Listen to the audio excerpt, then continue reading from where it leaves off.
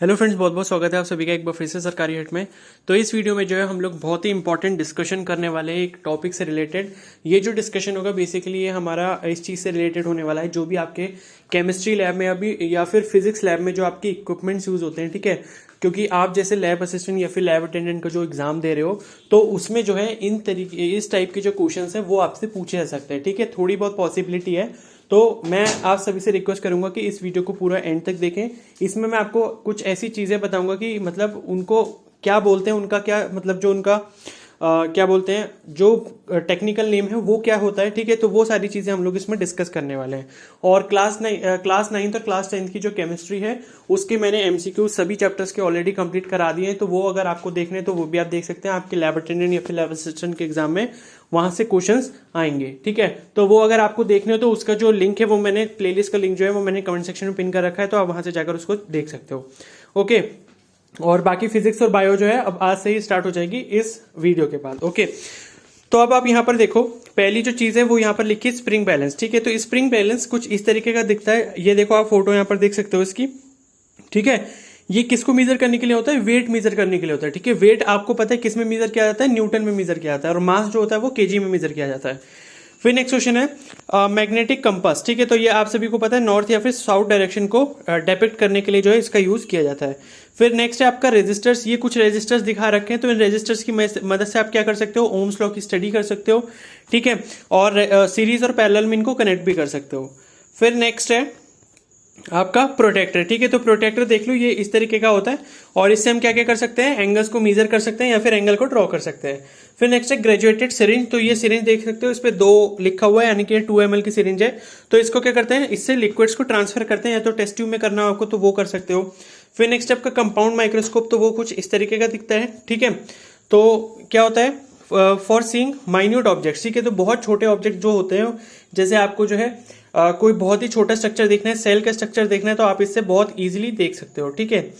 फिर नेक्स्ट है आपका डाइसेक्टिंग माइक्रोस्कोप। ये किसके लिए होता है? Use for viewing the dissected, ठीक है। किसी चीज का अगर आपने डाइसेक्शन किया है तो उसको अगर आपको देखना है तो आप इसे देख सकते हो। फिर नेक्स्ट है ट्यूनिंग फोक, ठीक है। ट्यूनिंग फोक को आपको पता है ये वाइब्रेशन के लिए यूज करते हैं। साउंड जो आपका चैप्टर है, ठीक है, क्लास 10th में है शायद, तो साउंड वाला जो चैप्टर है फिजिक्स का, उसमें इसका बहुत ज्यादा इंपॉर्टेंट रोल होता है। तो वाइब्रेशन की स्टडी के लिए जो है ये फिजिक्स लैब में यूज किया जाता है, ठीक है। फिर नेक्स्ट क्वेश्चन है मीजरिंग सिलेंडर। तो मीजरिंग सिलेंडर देख लो, कुछ इस तरीके का दिखता है। इससे क्या करते हैं हम लोग? वॉल्यूम मेजर करते हैं किसी भी लिक्विड की, ठीक है। अगर आपसे बोला कि इस हमको जो है 10 ml जो है H2SO4 चाहिए, तो आप जो है इसमें डालकर उसको मेजर कर सकते हैं, ठीक है। फिर नेक्स्ट है पास्चर पिपेट। तो आप ये देख सकते हो जो ड्रॉपर जैसा स्ट्रक्चर बना हुआ है, ठीक है, 10th नंबर पे, इसे हम क्या बोलते हैं? पास्चर पिपेट बोलते हैं। It is use for transferring liquid, ठीक है। तो अगर आपको कोई ड्रॉप्स डालनी है किसी लिक्विड की बहुत ही कम अमाउंट में, तो इसको जो है यूज कर सकते हो। फिर नेक्स्ट है आपका सिरिंज पंप।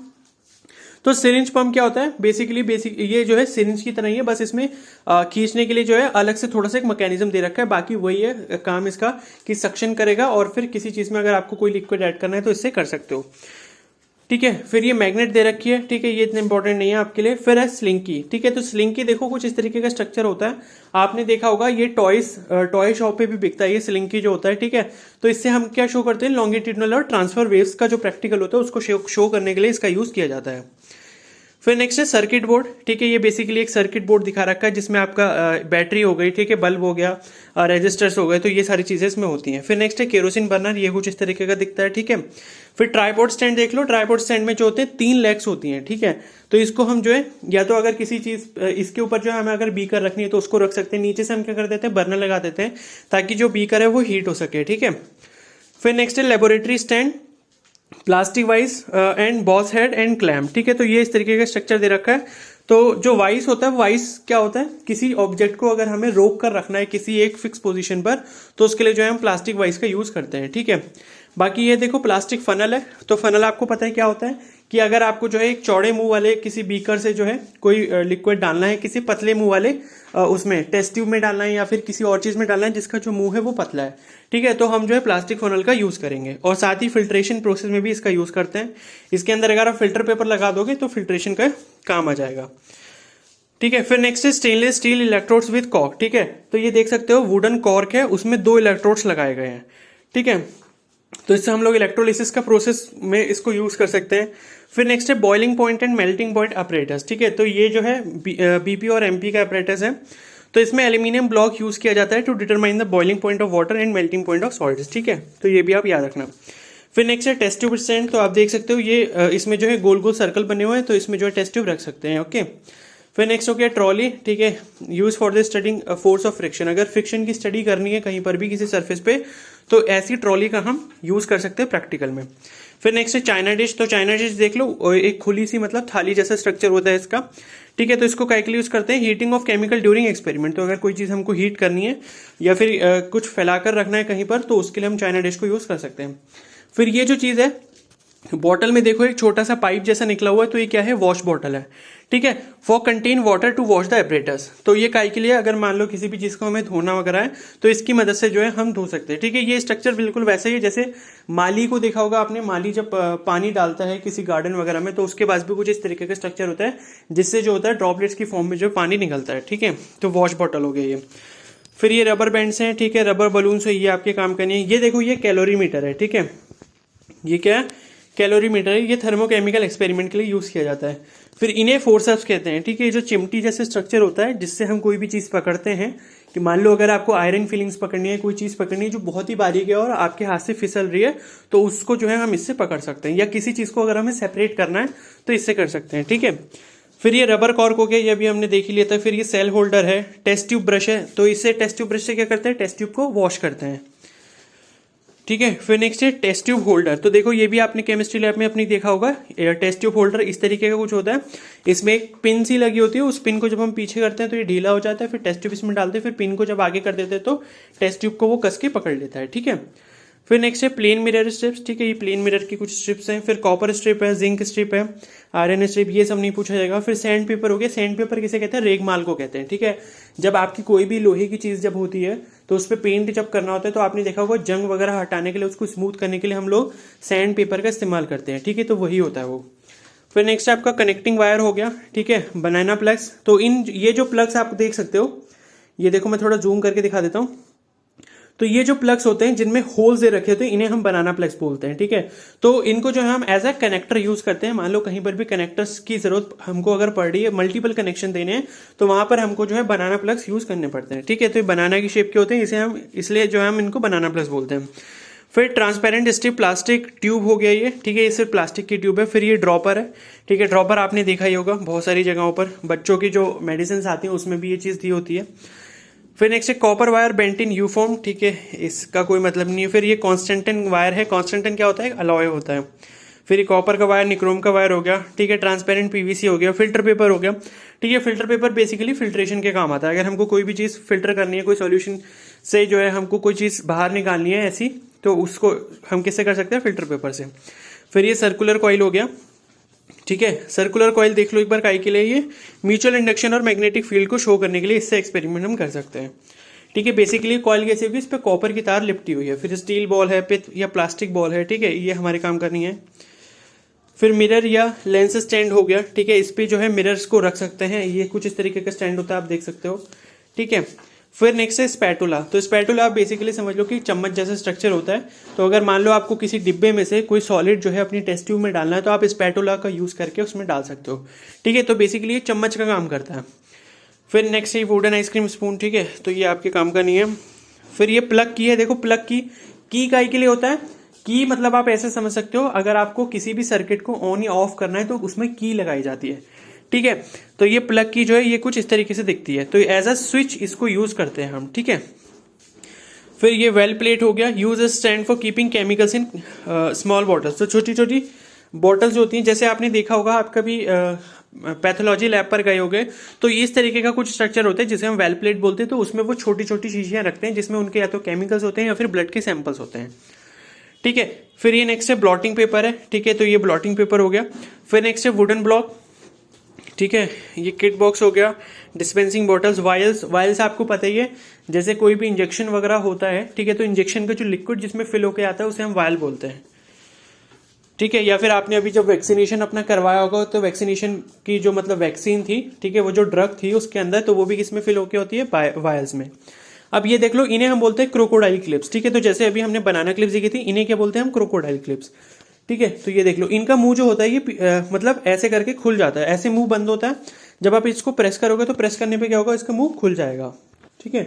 फिर ये आपका मल्टीमीटर हो गया। इस मल्टीमीटर से हम लोग क्या करते हैं, जैसे हमको करंट मेजर करना है, वोल्टेज मेजर करना है, तो ये सब अगर हमको करना है तो इसकी मदद से हम कर सकते हैं, ठीक है। फिर कुछ और यहाँ पर टूल्स दे रखे हैं, जैसे आपका हो गया पेयर ऑफ टोन्स, ठीक है। तो ये आप जो कैंची जैसा स्ट्रक्चर देख रहे हो, इससे हम क्या कर सकते हैं, अगर किसी चीज को आपने पकड़ना है, किसी कंटेनर को पकड़ना है, तो उससे आप पकड़ सकते हो, ठीक है। टेस्ट ट्यूब को भी आप इससे पकड़ सकते हो। फिर नेक्स्ट आपका सर्जिकल सीजर हो गया, ठीक है। फिर स्क्रू ड्राइवर हो गया, ये तो आपको पता ही है। डायसेक्टिंग नीडल्स हो गई, ठीक है। तो अगर कोई भी बायोलॉजिकल स्पेसिमेन है तो उसमें से जैसे फोर्सेप्स जो काम करता है उसी तरीके से ये भी काम करता है। मान लो किसी स्किन की लेयर को अगर हटाना है किसी स्पेसिमेन में से, तो इससे आप हटा सकते हो। फिर ये क्लॉ हैमर हो गया। देखो, क्लॉ हैमर का मतलब क्या होता है, क्लॉ का मतलब होता है पंजा। तो इसमें आप देख सकते हो एक तरफ से क्या होता है, कील को ठोकने के लिए होता है जो राउंडेड वाला पोर्शन है, और दूसरी तरफ से जो होता है क्लॉ बना होता है। इससे आप क्या कर सकते हो, कील को निकाल भी सकते हो दीवार में से या किसी भी चीज में से, ठीक है। तो ये दोनों ही काम कर सकते हैं क्लॉ हैमर। फिर नेक्स्ट ये कैपिलरी ट्यूब है, ठीक है। कैपिलरी ट्यूब जो होती है बहुत ही पतली होती है, उसका जो डायमीटर होता है बहुत ही कम होता है, ठीक है। और फिर नेक्स्ट है माइक्रो टेस्ट ट्यूब। तो ये टेस्ट ट्यूब है आपकी, ये मैग्नीफाइंग ग्लास हो गया, आपको पता ही है, बीकर्स हैं ये, ठीक है। ये स्लाइड हो गई। स्लाइड आपने देखा होगा, स्लाइड पे आप कोई भी चीज लेते हो, जैसे आपने अनियन पील का जो है एक्सपेरिमेंट करा होगा अपनी क्लास 10th में या क्लास 9th में, तो अनियन पील को जो है स्लाइड पे रखते हैं, उसके बाद उसको माइक्रोस्कोप में देखते हैं, ठीक है।